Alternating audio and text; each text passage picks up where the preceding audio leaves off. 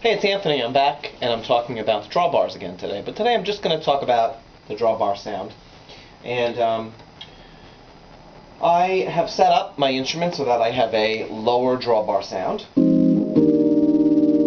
of an 8-foot, a 4-foot, both at 6, and a 2-foot at 2. And then I've set up on my top upper keyboard the famous jazz organ sound. It is a 16-foot, 5 1/3, and 8-foot pitch. All of them visually are drawn out to 8, pulled all the way out. And then there's a little button here, so I'm going to just play the sound 1 second. Let me turn off the Leslie a minute so there's no spinning. This is just straight out of the organ. There's a little button here that's called percussion, and it's got a 2 2/3 number above it, and fast decay button next to it. If I put that on,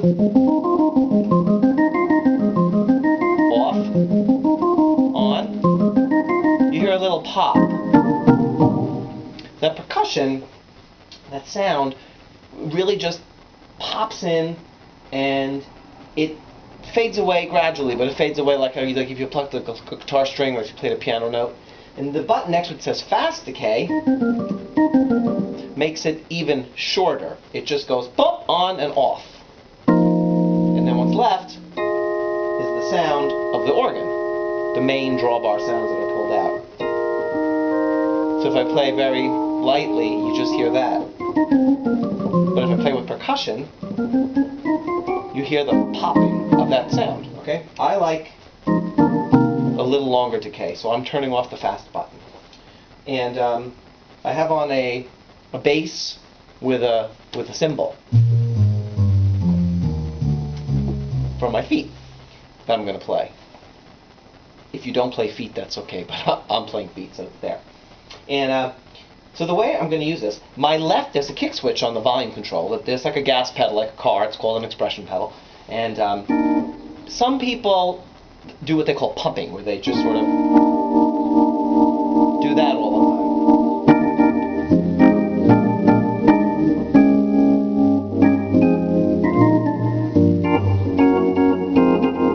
And it's a very old school way of playing, and there really wasn't much on the instruments back in the 50s and 60s, and that's how they gave it a little life by pumping the volume.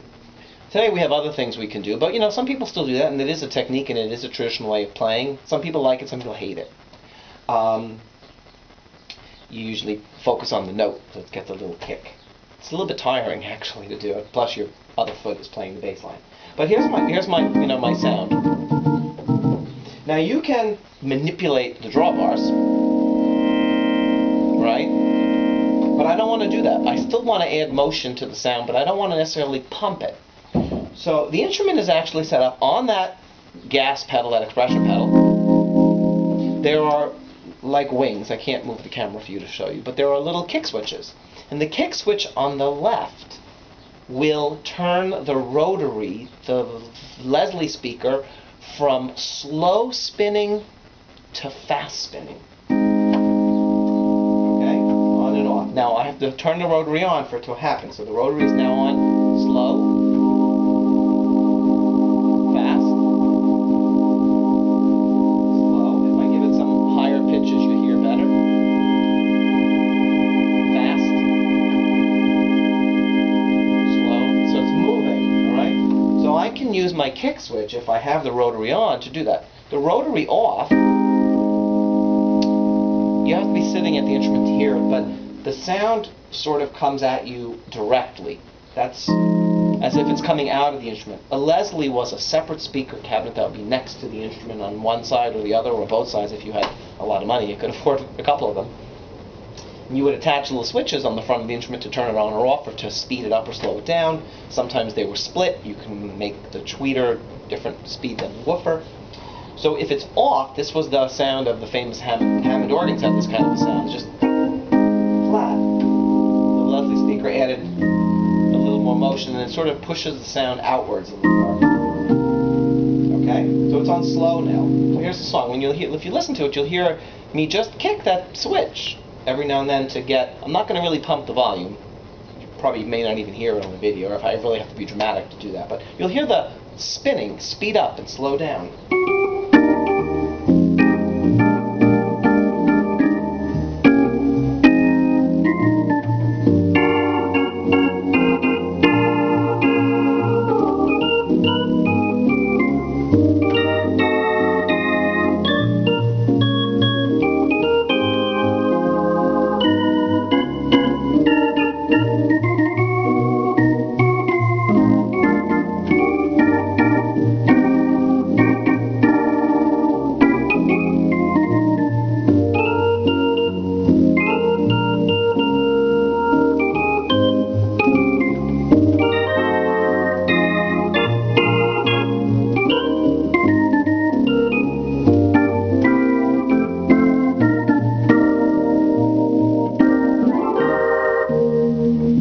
You hear that?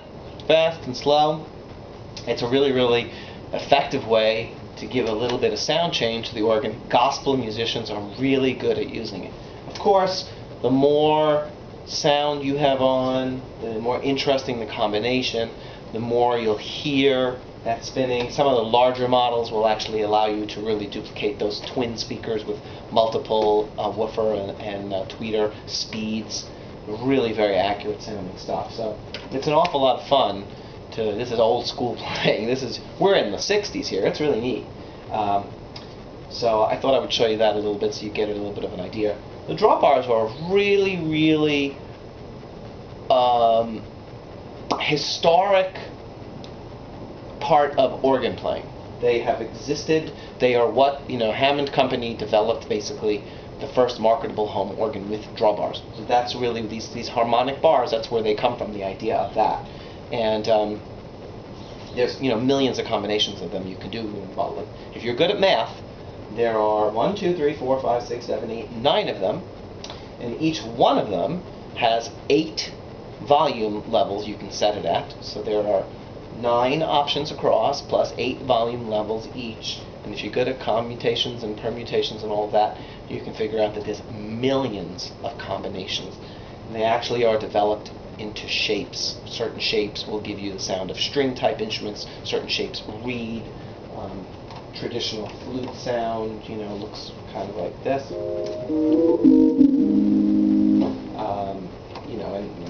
And there's a video that comes with these instruments that tells you a little about the shape and the sound you get. That's a different sound. Here would be another kind of a sound. So depending on what I do to my sound, more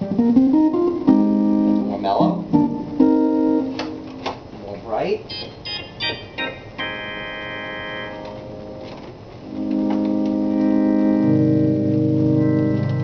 Right here, it was a 1940s, 50s synthesizer, basically. Drawbars. Come into the store if you want a little help. You want to try them out. They're an awful lot of fun. You can play on the big AT-100. The Big Daddy has multiple sets of drawbars. Really, really, really nice. Good experience. Okay, thanks for watching. Bye.